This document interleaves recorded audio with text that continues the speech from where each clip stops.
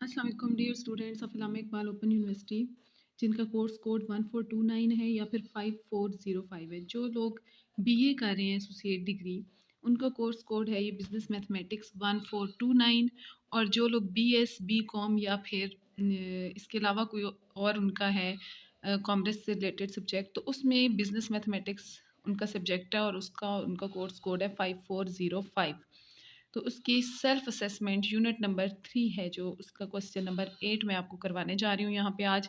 सबसे पहले जो लोग आज न्यू है मेरे चैनल पे, ये पहली दफ़ा मेरी वीडियो देख रहे हैं, वो मेरे चैनल को सब्सक्राइब कर लें।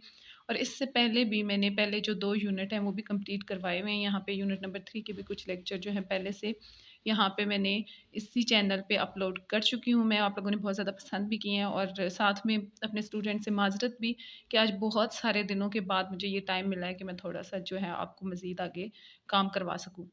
तो इसकी वजह ये है कि थोड़ी-सी मसरूफ़ियत होती है। रोज़ाना की बेसिस पे वीडियोज़ बनानी बहुत मुश्किल होती हैं, लेकिन इंशाल्लाह मैं कोशिश करूँगी कि जो आपका कोर्स रह गया है वो भी आपको यहाँ पे कंप्लीट करवाया जाए। तो अगर आप चाहते हैं कि मेरी तमाम वीडियोज़ जो आने वाली हैं उनका नोटिफ़िकेशन आपको बर वक़्त मिलता रहे, तो आप जो है मेरे चैनल को फ़ौरन से पहले सब्सक्राइब कर लें। तो बढ़ते हैं क्वेश्चन नंबर 8 की तरफ। ये यूनिट नंबर 3 है आपका बिज़नेस मैथमेटिक्स का। इक्वेशन उस यूनिट का नाम है, उसके सेल्फ असेसमेंट का क्वेश्चन नंबर 8 है। क्वेश्चन कुछ यूँ है, मैंने लिख के रखा हुआ है, find the mid point of the line segment connecting the following points. इसमें आगे क्वेश्चन नंबर 8 के 4 पार्ट हैं, ए बी सी डी। ठीक है, तो बारी बारी मैं आपको करवाऊंगी, लेकिन उससे पहले एक इम्पॉर्टेंट चीज़ जो आपको पता होनी चाहिए वो ये है कि mid point of a line segment होता क्या है। थोड़ा सा वो मैं यहाँ पे एक्सप्लेन कर दूँ, ये क्वेश्चन का हिस्सा नहीं है, ठीक है, इसके सोल्यूशन में ये शामिल नहीं होगा, लेकिन मिड पॉइंट की एक फार्मूला है और मेन कॉन्सेप्ट है कि मिड पॉइंट होता क्या है, तो वो बताना ज़रूरी है। तो सबसे पहले मैं यहाँ पे वो एक्सप्लेन करती हूँ आपको कि मिड पॉइंट फार्मूला क्या है और असल में मिड पॉइंट होता क्या है। मिड पॉइंट फार्मूला सबसे पहले मैं यहाँ पे लिखने जा रही हूँ जी। तो मिड पॉइंट फार्मूला हमारा इस तरह से हम मिड पॉइंट निकालते हैं। एम, आप चाहें तो एम पी लिख लें, सिर्फ एम फॉर मिड और पी फॉर पॉइंट, और चाहें तो जैसे मैं पूरे इसकी स्पेलिंग जो है लिख रही हूँ इस तरह आप लिख सकते हैं मिड पॉइंट को।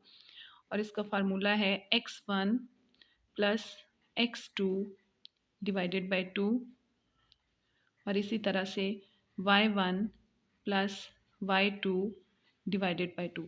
ये कोई से भी जब 2 पॉइंट हमें गिवन होंगे और उसका मिड पॉइंट निकालने के लिए हमें कहा जाएगा, तो हम उसके लिए ये फार्मूला यूज़ करेंगे। और आमतौर पे ये mid point of a line segment होता है। लाइन सेगमेंट का मतलब ये है कि फॉर एग्जांपल, यहाँ पे मैं एक अपने पास एग्जांपल ले लेती हूँ कि फॉर एग्जांपल एक लाइन है हमारे पास इस तरह से। तो कोई से जो 2 पॉइंट गिवन होते हैं वो हमेशा किसी लाइन के 2 पॉइंट होते हैं। एक इसका ये इस साइड वाला पॉइंट और एक ये वाला जो पॉइंट है। तो इसको अगर मैं इस पॉइंट को ए और इस पॉइंट को बी का नाम दे लूँ, तो पॉइंट जो होते हैं वो हमेशा कोऑर्डिनेट सिस्टम में उसमें 2 हमारे पास वैल्यूज़ होती हैं, ठीक है। फॉर एग्ज़ाम्पल मैं अपने पास से यहाँ लिख लेती हूँ कि ये है 2 और 1, ठीक है। और इसी तरह ये जो दूसरा पॉइंट है जिसको मैंने बी नाम दिया है, ये है 1 और 5। तो ये कोई से 2 पॉइंट हो गए हमारे पास। इस तरह से 2 पॉइंट हमेशा क्वेश्चन में गिवन होंगे और फिर कहा जाएगा कि उस लाइन का मिड पॉइंट यहाँ पे लाई करता है, यानी उसके दरमियान वाला पॉइंट हमने फाइंड करना है। असल में हम ये फाइंड कर रहे होते हैं और ये वाला हम फार्मूला यूज़ करेंगे। अब इसमें से x1 किसको रखते हैं, x2 किसको रखते हैं, तो ये जो फर्स्ट पॉइंट है इसका जो फर्स्ट ये हमारे पास डिजिट है इस पेयर का, ये है x1, और जो ये इसका सेकंड डिजिट है ये y1। इसी तरह इस पेयर का जो फर्स्ट डिजिट होगा, क्योंकि ये दूसरा पॉइंट है, तो उसको हम x2 और सेकंड वाले को हम y2 रखेंगे। और इसकी मदद से फिर इन वैल्यूज़ को यहाँ पे x1 और x2 और y1 और y2 की जगह पुट करके हम कुछ यू मिड पॉइंट निकाल सकते हैं। मैं अभी मिड पॉइंट के लिए सिर्फ m और p का ये जो है सिंबल यूज़ कर रही हूँ मिड पॉइंट। जैसा कि ये फार्मूला था x1 प्लस x2, तो इसका मतलब है यहाँ पे आएगा 2x1 क्योंकि 2 है, और x2 क्या है 1, तो 2 प्लस 1 डिवाइडेड बाई 2, इस तरह से हो गया। नेक्स्ट y1 है 1, और y2 क्या है, दूसरे पॉइंट का जो y पॉइंट है वो है 5, तो यहाँ आ जाएगा 1 प्लस 5 डिवाइडेड बाई 2। इसको सॉल्व कर लेते हैं। 2 और 1 कितने हो गए, 3/2, और इस तरह से दूसरा पॉइंट है 6/2, और ये जो 6/2 है ये कैंसिल हो सकता है, 2 1 ज़ार 2, 2 3 ज़ार 6 करके, तो हमारा जो ये पॉइंट आ रहा है मिड पॉइंट, ये आ गया 3/2 और साथ में 3। ये मिड पॉइंट फाइंड हो गया। बिल्कुल सिंपल सा ये तरीका है, इसी मेथड से हमने क्वेश्चन नंबर 8 को करना है। तो अब चलते हैं अपने क्वेश्चन नंबर 8 की तरफ। जी, तो ये क्वेश्चन नंबर 8 हमारा आपकी जो बिजनेस मैथमेटिक्स की बुक है उसका सेल्फ असेसमेंट यूनिट नंबर 3 का क्वेश्चन नंबर 8 है, जो मैं यहाँ पे सॉल्व करने जा रही हूँ, जिसका मैंने क्वेश्चन की स्टेटमेंट लिख के भी रखी हुई थी। तो अब मैं आपके सामने ये इसका सबसे पहले ये जो ए पार्ट है ये सॉल्व करने जा रही हूँ, जिसमें एक पॉइंट है 3 और 8 और दूसरा पॉइंट है 5 और 5। तो बढ़ते हैं अपने सवाल की तरफ। जी, ए पार्ट, एक पॉइंट है 3, 8 और दूसरा पॉइंट जो गिवन है हमें एंड वो है 5, 5।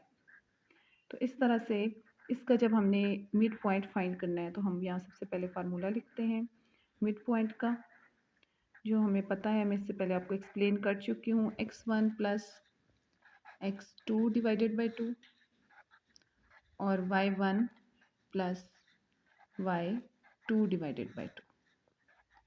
तो इस तरह से हमारे पास ये क्या हो जाएगा। अब ये दो पॉइंट है, फर्स्ट पॉइंट का जो फर्स्ट पेयर है उसका जो फर्स्ट डिजिट है वो x1 है और ये सेकंड वाला y1। इस तरह इसको हम x2 और इसको y2 समझेंगे। तो यहाँ पे इनकी वैल्यूज पुट कर लेते हैं। 3 प्लस 5, ये 3 और ये 5, इसको मैंने ऐड किया डिवाइडेड बाई 2 और next 8 plus 5, 8 plus 5 divided by 2। तो ये कुछ यूँ हो जाएगा 5, 6, 7, 8, 8/2 और साथ में 8 में 5 ऐड करेंगे तो 13/2 हो जाएगा। ये 13/2। इस तरह से ये हमारा पॉइंट हो जाएगा। 2 1s are 2, 2 4s are 8, ये कैंसिल हो सकता है। तो 4 और 13/2 ये हमारा मिड पॉइंट आ गया इस पार्ट ए का। यही हमारा आंसर है, बस हमने ये ही चीज़ फाइंड करनी थी। ठीक है, नेक्स्ट इसके जो बाकी पार्ट हैं वो भी मैं आपको एक्सप्लेन कर देती हूँ। क्वेश्चन नंबर 8 का बी पार्ट भी मैंने यहाँ पे लिख के रखा हुआ है अपनी आसानी के लिए पहले से।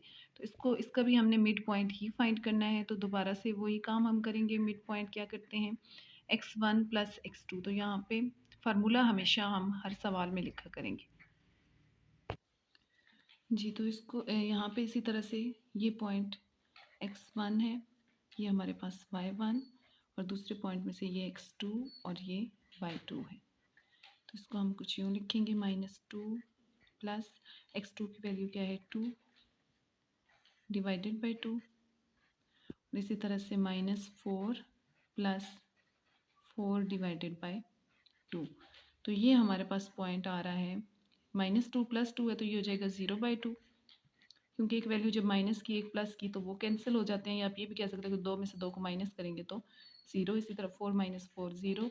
और जब किसी फ्रैक्शन के ऊपर बटे वाली वैल्यू के ऊपर 0 आ जाता है तो वो जो होल फ्रैक्शन है वो 0 हो जाती है। तो ये भी 0 हो गया और ये भी 0। इस तरह से मिड पॉइंट क्या निकला है 0, और यही हमारा आंसर है। बिल्कुल इसी तरह से आपने इस क्वेश्चन नंबर 8 के जो बाकी रिमेनिंग दो पार्ट हैं, पार्ट सी और पार्ट डी, वो आपने खुद कर लेने हैं। बहुत आसान है ये, सिर्फ ये मिड पॉइंट का जो फार्मूला है ये आपने लगाना है। और आई होप आपसे ये क्वेश्चन बहुत अच्छे से कंप्लीट हो जाएगा। आप इसका सी और डी पार्ट बहुत आसानी से कर सकते हैं। आपको अगर मेरी वीडियो पसंद आई है तो जल्दी से मेरे चैनल को सब्सक्राइब कर लें और बेल आइकन को ज़रूर प्रेस करें कि आने वाली तमाम वीडियोज़ जो हैं उनका नोटिफिकेशन ताकि आपको मिलता रहे। और इस एक्सरसाइज का, इस चैप्टर का पीछे 9 और 10 दो सवाल रह गए हैं जो डिस्टेंस फार्मूले से करने हैं हमने, वो भी इंशाल्लाह बहुत जल्द उस पे भी जो है वीडियो बना के तो मैं अपलोड कर दूँगी। बहुत शुक्रिया, देखते रहें मैथ्स टीचर। अल्लाह हाफ़िज़।